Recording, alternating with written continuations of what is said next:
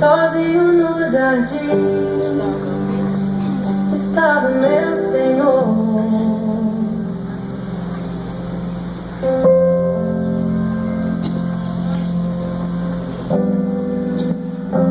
Jardim de sofrimento, jardim de dor.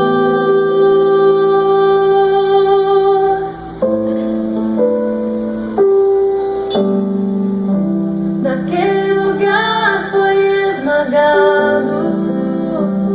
E onde estavam os teus amigos, Jesus?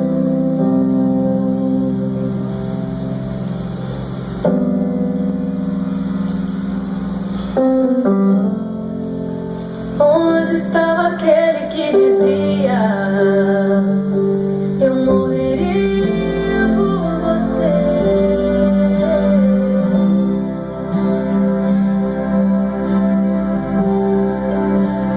Sangue escorreu pelo seu rosto, sua alma amargurada até a morte.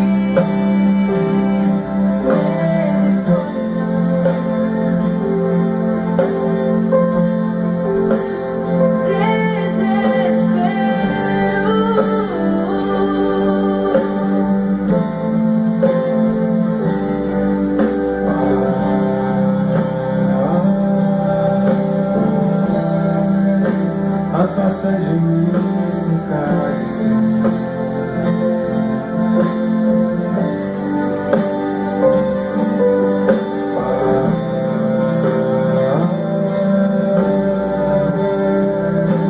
Afasta de mim esse cálice.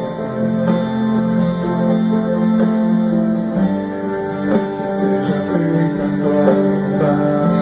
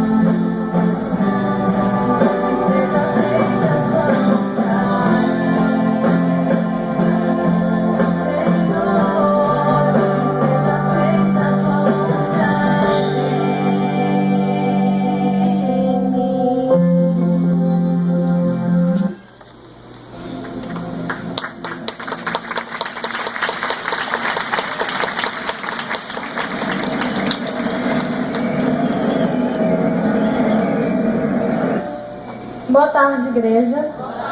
Eu gostaria de um pouco da atenção de vocês para compartilhar o meu testemunho. Bem, eu fui criada numa vida sem regras. Saía e voltava para casa no dia que eu queria e já não falava nada.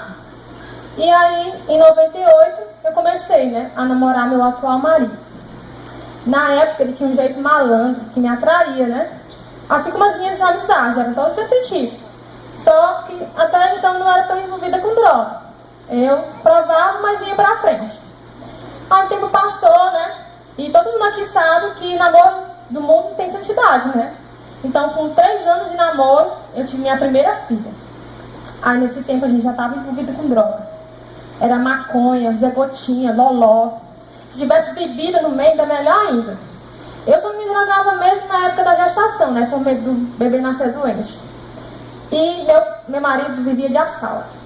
Ele roubava, era o cara da turma. O apelido dele era Macarrão. E eu não tinha nome. Eu era conhecida como Mulher do Macarrão. Até isso, né? Nossos nomes Satanás roubou. E meu pai me aconselhou a tomar remédio para o bebê morrer. Mas eu disse que não, que eu ia ter essa criança. E assim foi. Depois do resguardo, eu voltei para casa da minha mãe, porque eu não vivia com meu marido. Era um casamento difícil, não tinha carinho, não tinha conversa. Devido à pouca condição financeira, a gente não morava junto, né? E tempos depois ainda ficou preso. 7 meses. E meu pai disse que se eu fosse visitar ele, eu não entrava mais dentro de casa e ele ia tomar minha filha. Mas eu ia sempre, porque eu era a única que visitava ele. Pedia até dinheiro emprestado para ir. Passado isso, depois de 2 anos, eu tive minha segunda filha. E depois de 1 ano, eu tive minha terceira filha. E aí, depois de morar todo tempo de favor, nós resolvemos alugar um quartinho para ter nossa vida, né? E a mãe dele é que pagava o aluguel, as contas de água e de luz. Mas incrível, gente, que a gente sempre morava perto de boca de fumo. E aí, eu conheci o crack. Aí eu afundei ainda mais nas drogas. Queria saber das minhas filhas. Queria saber do meu marido. Minha casa virou esconderijo de bandido. Meu pai apelidou de tuberculose, que eu cheguei a pesar 46 quilos. A minha mãe pedia ajuda para ela, mas não saía para esse mal. Era uma vida muito difícil. Eu tentava sair dessa vida, mas não conseguia. Quantas vezes eu me lembro que eu assistia um missionário na TV. E aí chegava um amigo trazendo droga. E aí chegava pra mim assim: ai, tu vai virar crente, é desgraça. E só parava fumaça na minha cara. Só aquilo ali já era suficiente pra ir correndo fumar o crack. Era muito difícil. Mas Deus transformou nossa vida. Começou assim. Numa certa noite, eu saí com meu marido. Eu tinha arranjado um emprego, né? E o dinheiro era todo para eu beber. E saí me drogar com ele. E uma certa noite nós saímos, nós voltamos para casa. Lá nós discutimos. Ele me bateu. Enquanto eu estava sendo surrado, eu ajoelhei. Eu clamei a Deus. E eu disse: Deus, se o Senhor realmente existe, o Senhor vai mudar a minha história. Eu estou cansada. Ele ficou me olhando assim, assustado. E aí, no outro dia, eu estava com o olho roxo, sem dinheiro. Mas eu estava decidida. Eu disse para ele que eu ia para a igreja. E assim eu fiz. Na sexta seguinte eu fui. E Deus usou tremendamente o pastor naquele dia. E ali eu descobri por que eu estava vivendo aquela vida. Por que eu estava usando droga. Era um demônio que estava me escravizando. E na hora do apelo, do jeito que eu estava, eu levantei as minhas mãos e eu aceitei o Senhor Jesus. Mas a luta ainda foi maior, gente. Meu marido saía quinta e voltava domingo. E eu dizia para ele não ir, mas ele disse que tinha que ir, senão a gente não ia ter o que comer, que tinha que dar os pulos dele. Mas eu sabia que tinha mulher envolvida. Mas eu sabia também que eu não podia tomar a frente de Deus. E se eu me submetesse a ele, eu ganharia meu marido sem uma palavra. E assim foi. 5 anos lutando. Em troca eu só levava nome. Nome de crente fuleira, crente do pau oco, crente que não valia nada. Que eu não era mulher de Deus. E infelizmente, parte desses nomes eu ouvi de pessoas de dentro da igreja. Dizia que eu estava lá para roubar os outros. Mas eu tinha certeza que isso não ia mudar. Eu morava lá no aeroporto. E eu ia a pé pro culto da tarde, lá no Rua Senador, com as minhas 3 filhas. Eu dava house para elas se sentirem sede na caminhada. A mais nova que mais sofria partiu meu coração. Mas eu tinha certeza que toda luta ia valer a pena. Deus honrou. Depois de 2 anos que eu me converti, meu marido começou a me acompanhar às vezes. Eu sempre convidava. E aí, num certo dia eu vim sozinha. Mas na hora do apelo, eu me ajoelhei e comecei a falar em Deus com mistérios. E naquele dia, o Espírito Santo me falou que naquele dia, meu marido ia aceitar Jesus. E isso que aconteceu, gente. Ele estava lá atrás, sem eu saber. E levantou os braços aceitando Jesus. Ele estava até com uma trouxa de droga com ele. Foi no banheiro, deu descarga. E disse que nunca mais na vida dele ia fumar um cigarro de maconha. E assim foi. Começou a mudança na vida dele e nas nossas vidas. E hoje eu vejo que toda luta valeu a pena. Deus transformou nossas vidas. Deus transformou nossa família. E eu agradeço a Ele todos os dias por tudo que Ele fez, pela salvação dele. Porque se a gente não tivesse conhecido o Senhor, onde é que a gente estaria hoje? Onde estariam nossas filhas? E hoje eu posso dizer que vale a pena sim se entregar ao Senhor Jesus. Amém, igreja?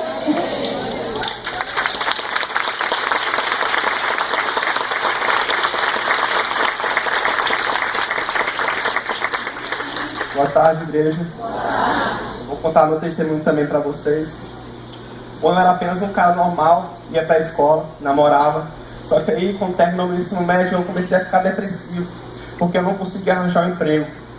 E certo dia eu estava assistindo um DVD, o DVD parou de funcionar, e eu desliguei e estava passando o show da fé. Cara, eu tinha raiva do missionário, achava que ele era um mentiroso, então eu terminei deixando lá. Eu comecei a assistir o show da fé várias e várias vezes. E quando eu percebi que aquela palavra estava mexendo muito comigo, então isso comecei a me viciar em assistir o missionário. E aí eu percebi que eu precisava de mais. Eu comecei a ler a Bíblia de manhã, de tarde e de noite. E encontrei na Bíblia que eu precisava encontrar um lugar para me congregar. Só que eu procurei ali no meu bairro, uma Igreja da Graça. Só que não tinha Igreja da Graça no meu bairro. Então eu fui a outra denominação, me batizei e comecei a andar tudo bem com Deus quando vier a minha primeira bênção. Uma bênção que eu não soube administrar. Porque as pessoas que estavam comigo ali no trabalho, pessoas do mundo, acabaram ofuscando o brilho que eu tinha acabado de ganhar de Deus. Eu deixei de ler a Bíblia, eu deixei de ir para a igreja, e tudo isso, deixei de ir para a igreja. E aconteceu que deixei de ir para a igreja. Eu comecei a buscar mais de Deus e comecei a ir. Foi quando o diabo ele começou a atacar a minha família. Os meus 2 irmãos eles começaram a andar com pessoas metidas com drogas. 6 meses depois eles nem tomavam mais banho, estavam dominados mesmo pela droga. Eu descobri depois que eu estava com tuberculose, o diabo já estava na minha família, na minha vida, e eu não acordava. Foi quando eu me mudei, eu brigava muito com meus irmãos, porque eles pegavam as coisas de casa para comprar droga. Eu me mudei para uma casa ali perto do meu pai para poder me tratar melhor, porque aquela situação estava me sufocando. E meu bairro estava muito perigoso, porque estava tendo tiroteio entre rixa, entre a galera ali entre os malas.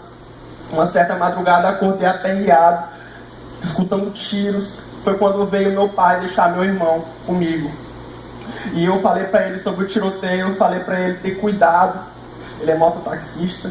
E ele falou que não ia pular, que era para mim ficar com meu irmão e para mim visitar o meu outro irmão que estava na cadeia. Ele saiu e naquele momento, ali, passou 5 minutos, eu recebo a ligação dos meus amigos, dizendo que tinha encontrado o meu pai caído no chão, todo ensanguentado, baleado. Eu não pensei 2 vezes, eu saí correndo ali com meu irmão.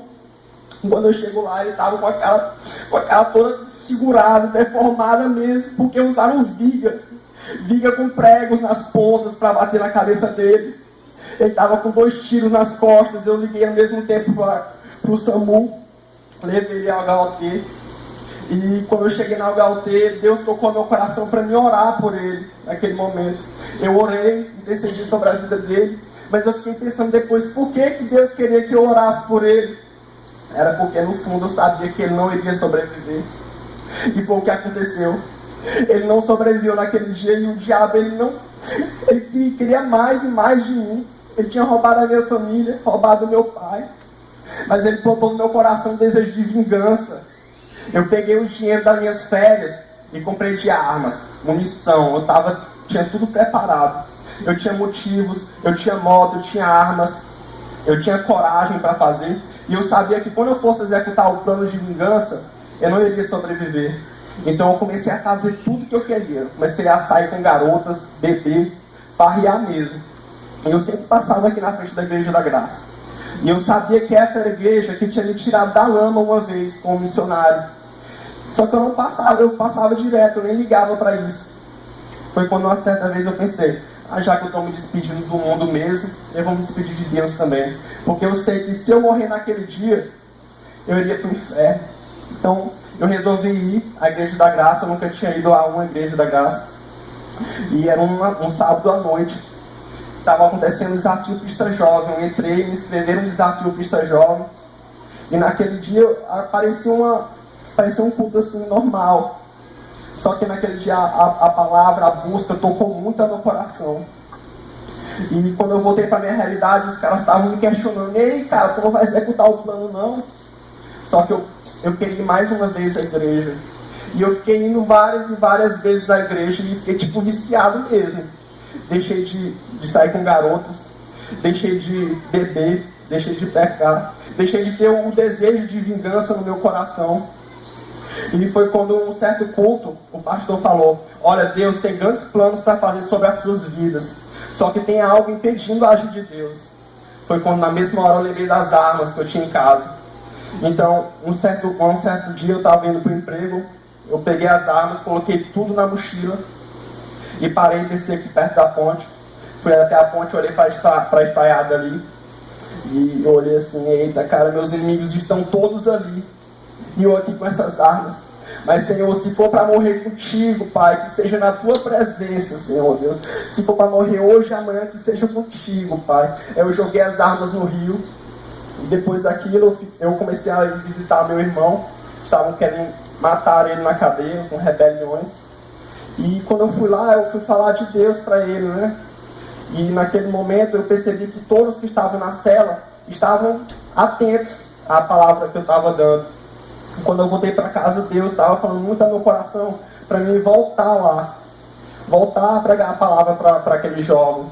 E para você ver, Deus ele pegou um cara antissocial que nem eu, para falar para pessoas separadas de sociedade que nem eles.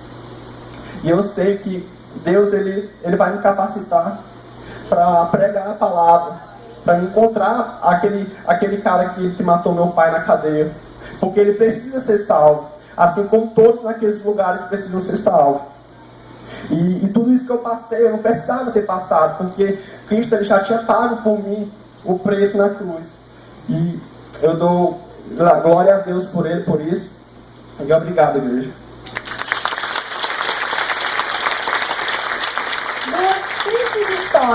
Duas alegres histórias. Duas histórias reais. Eu me chamo Eli.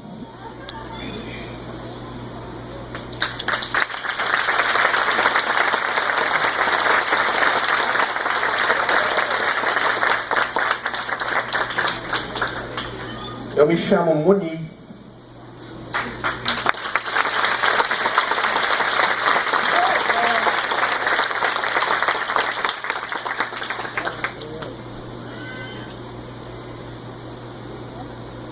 Aleluia. Lucas capítulo 22, versículo 41, fala uma coisa muito importante a nós. E apartou-se dele cerca de um tiro de pedra, e pondo-se de joelhos, orava. Não era comum naquela época um judeu se ajoelhar na oração. Então por que Jesus se ajoelhou naquela oração? A resposta está no versículo 44. E posto em agonia, orava mais intensamente, e o seu suor tornou-se em grandes